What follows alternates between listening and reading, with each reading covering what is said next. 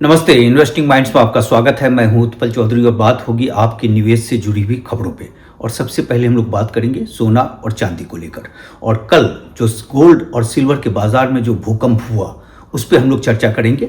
लेकिन उसके पहले हम आपसे बात करना चाह रहे हैं कि 15 जनवरी 2026 को एक वीडियो मैंने डाला था। उसका जो अटैच है, जो ग्राफिक्स है, वो मैं अटैच कर देता हूँ। इस नाम से सिलेक्ट था, जिसमें लिखा हुआ था कि सिल्वर बेकाबू और कितना चढ़ेगा। और उस दिन जो शब्द मैंने बोले थे कि जो है ये $92 क्रॉस कर गया है, जो है उस समय, चूंकि ये 71 में जो था, 1 जनवरी को 71 था, वहाँ से ये 92 चला गया था। लगभग जो है $21 की तेजी आ गई थी 15 दिनों के अंदर। तो उस पर जो मेरे शब्द थे कि $92 क्रॉस कर गया है और अब जो ये चाल चल रहा है ये बेकाबू होता जा रहा है।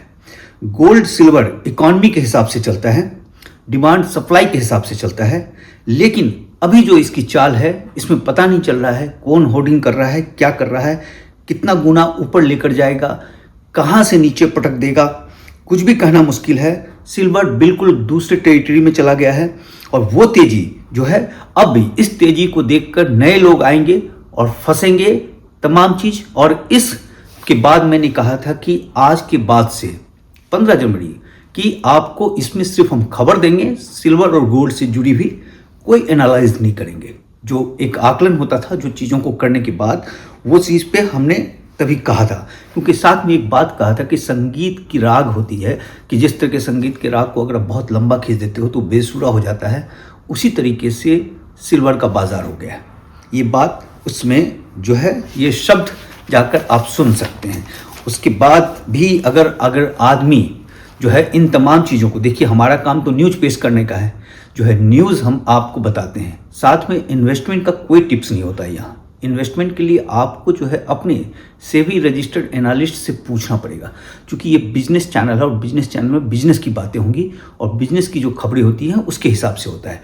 और इसमें जो आंकड़े आते हैं, जो भी चीज़ आता है, वो आता है जो बड़े बड़े एजेंसी और जो तमाम चीज़ दिया जाता है उसकी तरफ से जो पॉइंट्स दिया जाता है उसको जिक्र किया जाता है, क्योंकि वो खबर का पॉइंट है। लेकिन 15 जनवरी के वीडियो के अलावा जो है बहुत सारे इंडिकेशंस आपको दिए गए। एक तो पहला था कि जब हम लोग कह रहे थे कि $96 ये तोड़ेगा, चूँकि कप एंड हैंडल पैटर्न बना है, ये टूटेगा।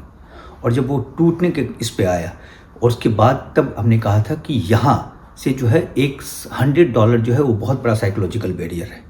अगर उसको तोड़ता है तो फिर ये 106 जो फिबोनाची 100 एक्सटेंशन के हिसाब से जो चीज़ें आ रही हैं, वहाँ से बहुत ज़बरदस्त पुल बैक आएगा, जो बहुत ज़बरदस्त पुल बैक आएगा। और उस पुल बैक के बारे में हम लोगों ने उस पर चर्चा भी किया था लंबा चौड़ा।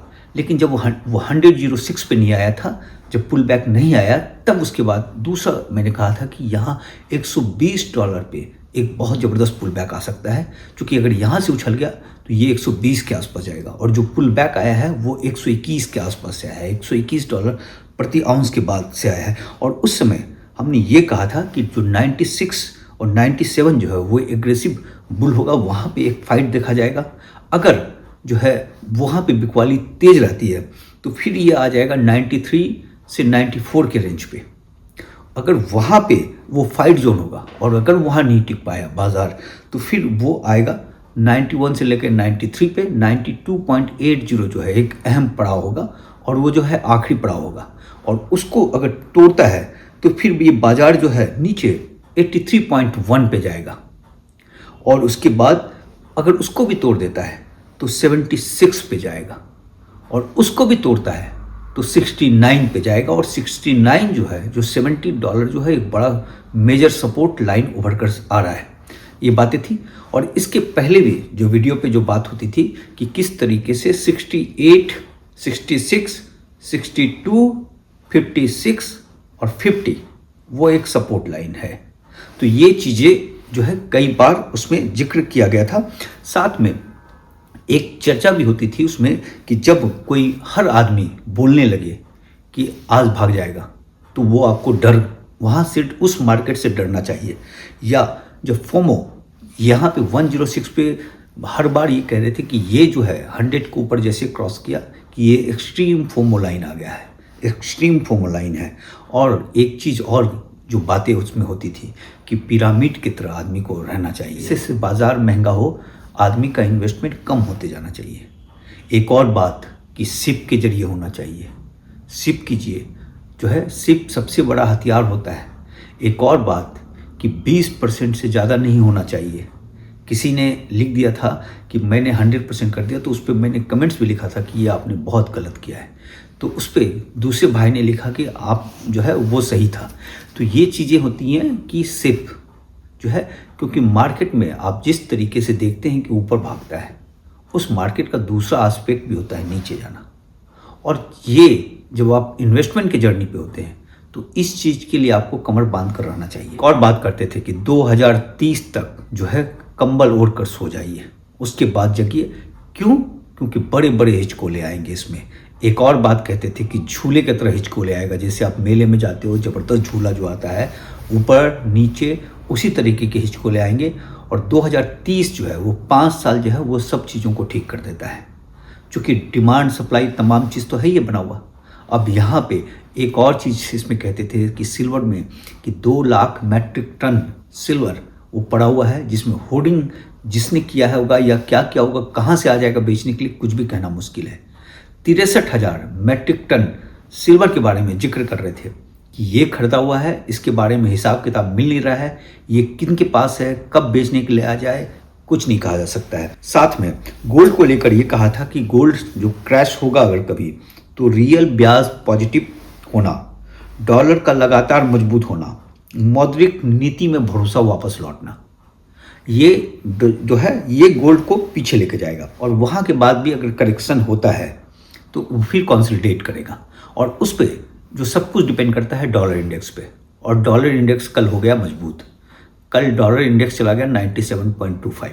इकॉनमी की चाल होती है जो छोटे समय के लिए ये तमाम चीज़ होता रहता है, लेकिन जब आप बड़े लंबे समय का होराइजन रखते हैं तो लंबे समय में चीज़ें ठीक हो जाती है इकॉनमी में। चाहे शेयर बाजार हो, चाहे कहीं भी हो, कोई भी हो, मेटल का बाजार हो, वो सब कुछ जो है लंबे समय में सारी चीज़ें, लंबा समय जो होता है वो सब चीज़ को ऑब्जर्व कर लेता है जो है। और उसमें एक चीज़ था कि कल जो ट्रंप की तरफ से जो ऐलान किया गया कि जो वहाँ के फेड के जो चीफ होंगे केविन वॉस, और ये जो है काफ़ी अपने कड़क डिसीजन के लिए जाने जाते हैं, और इनसे ऐसा उम्मीद कर रहा है कि डॉलर वापस मजबूत हो जाएगा। अब इस चीज़ को लेकर जो गोल्ड के बाज़ार में जो गिरावट हुई, वो इसका नतीजा था जो है केविन हाल्स का और डॉलर इंडेक्स का मजबूत हो जाना। अब ये आएंगे, किस तरह का काम होता है, अभी इनको 16 मई को आना है। 16 मई से ज्वाइन करने के बाद किस तरीके से होता है, क्या तमाम चीज़ होता है। 1% अगर इंटरेस्ट रेट पे लेकर जाते हैं तो अमेरिका की इकॉनमी में किस तरीके से असर पड़ता है। ट्रंप की तरफ से ये बात आने लगी कि हम डॉलर जानबूझकर कमज़ोर कर रहे हैं, फिर बाद में डॉलर में तेज़ी भी आ गई। तो ये तमाम बहुत सारे फैक्टर हैं, अभी वेट एंड वॉच करना होगा इसमें जो है। इन तमाम चीज़ों को लेकर नीचे गिर गया, 25.46% नीचे गिर गया। और अगर 2 दिन में देखें तो 30% नीचे गिर गया। और गोल्ड में 8.15% नीचे गिरा है, और जो है 2 दिन में जो है 12.70% नीचे गिर गया है। हालांकि अगर गोल्ड का डिलीवरी देखा जाए तो जनवरी में जो है, जो 30 जनवरी तक जो पूरा डिलीवरी हुआ है वो 36.9 मैट्रिक टन का हुआ है। और जो है फरवरी के लिए बड़ी शानदार डिलीवरी का आया हुआ है इसमें, वो 63.71 जो 2 फरवरी को डिलीवरी होना है। यानी गोल्ड ठीक ठाक खरीदा गया है, ये प्रतीत हो रहा है। दूसरा सिल्वर पे जो है टोटल जनवरी में जैसा हम लोग जिक्र करते रहे थे 1552 मैट्रिक टन का जो है डिलीवरी है, और फरवरी में 292 मैट्रिक टन की डिलीवरी है। यानी 2 फरवरी को तो कल सिल्वर कम खरीदा गया है, ये चीज़ है। लेकिन गोल्ड में खरीदारी अच्छी खासी हुई है, जो कॉमिक्स के हिसाब से जो रिपोर्ट सामने आया है उस पर जो चीज़ें हैं। और ये जो मार्केट में गिरावट हुई वो सिग्मा 7 मूव था। कल हम लोगों ने सिग्मा 6 के बारे में कहा था कि सिग्मा 6 क्या है कि रेयर इवेंट होता है, वंस इन ए डिकेड होता है, वायलेंट मूव होता है, पैनिक होता है, फोर्स्ड जो है सेलिंग होता है। और सिग्मा 7 जो है उससे एक कदम आगे का रहता है, अल्ट्रा रेयर होता है, ऑलमोस्ट जो है मतलब वो चीज़ हो जाता है जिसके बारे में किसी ने कभी सोचा नहीं था। मॉडल फेल हो जाता है, लिक्विडिटी फ्रीज हो जाता है पूरी तरीके से, और जो है ज़बरदस्त क्रैश हो जाता है मार्केट में। और इसको सिस्टम फेलियर के बारे में कहा जाता है कि यहाँ एक तरीके से देखा जाता है कि एक सिस्टम फेल हो गया, पूरा का पूरा जो सिस्टम चल रहा था वो फेल कर गया। जबकि सिग्मा 6 जो है वो सिस्टम सॉफ्ट होता है।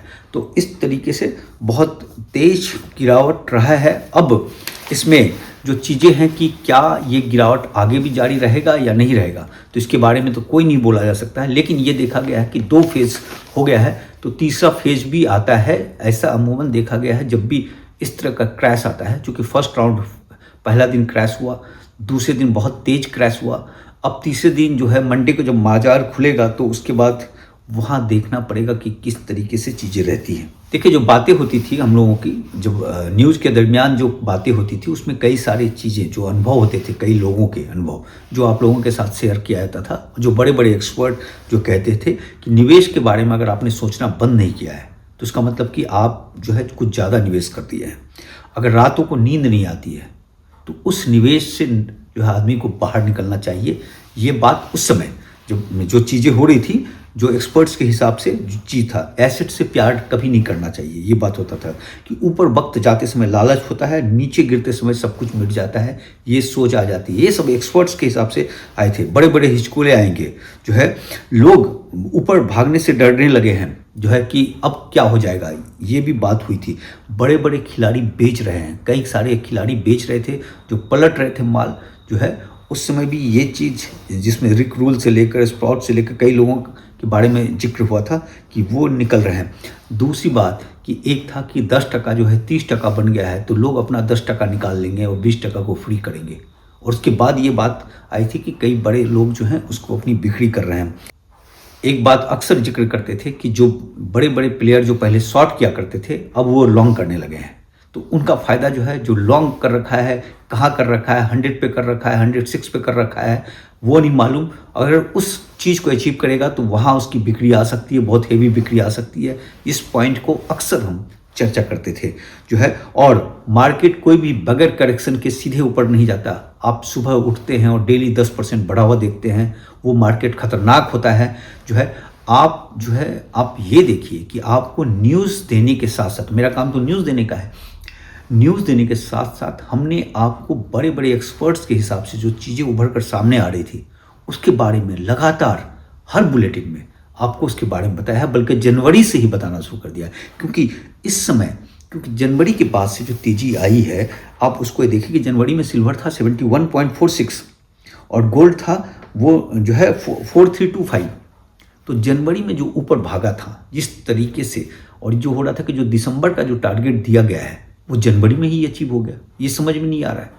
तो जो चीज़ें हुआ, वो जनवरी का जो गेन था उसको पूरी तरीके से खा गया बाजार, जो है। अभी भी मतलब अगर 71.46 था जनवरी के शुरुआत में, और इस समय जो है बंद हुआ है 85 के आसपास। तो अभी भी जो जनवरी में जहाँ से शुरुआत किया था उसने 1 जनवरी से, वहाँ से अभी ऊपर ही है। और जो है गोल्ड जो है 4325 से शुरुआत किया था, और इसमें गोल्ड जो है वो है 4893 पे, तो वहाँ से भी ये $500 ऊपर है 1 जनवरी से जो शुरुआत हुई थी। और सिल्वर जो है अभी भी $14 ऊपर है 1 जनवरी से। तो जनवरी में जो तेज़ रैली आई थी तो वो चीज़ हो जाता है। और एक चीज़ और कि जब मार्केट बहुत तेज़ भागे, आपको डेली सुबह उठें और भागा हो जाए, तो ऐसे बाजार से डरना चाहिए। तो ये सब तमाम बातें थी। लेकिन उस समय होता क्या है कि आदमी सुनते नहीं है। उस समय आदमी के दिमाग में जब जो है लोभ छा जाता है, लालच छा जाता है, तो वो जितने इंडिकेशंस होते हैं उसको इग्नोर करने लगते हैं। और जो है स्ट्रीट इकोनॉमिस्ट जो है उस समय हावी हो जाता है। पान की दुकान का में बड़ा खड़ा आदमी वो बोलने लगता है कि ये इतना भाग जाएगा, इतना भाग जाएगा, इतने भाग जाएगा, और वहाँ से सपने पालने लगते हैं।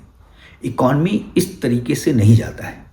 जो इकॉनमी चला गया, जिस तरीके से भागा, जिस तरीके से तेज़ी थी, जो भी था, स्प्रिंग कॉइल बंद था, सिल्वर और गोल्ड का मतलब जो है वो खुला। गोल्ड तो खैर 10 साल से बुल मार्केट पे है, लेकिन जो सिल्वर जिस तरीके से दबा हुआ था वो खुला, और खुलने के बाद आया जो चीज़ें देखी गई सितंबर अक्टूबर से जो खुलना शुरू हुआ, और जो दिसंबर तक में वो खुला, जनवरी से बहुत ज़्यादा खुलने लगा।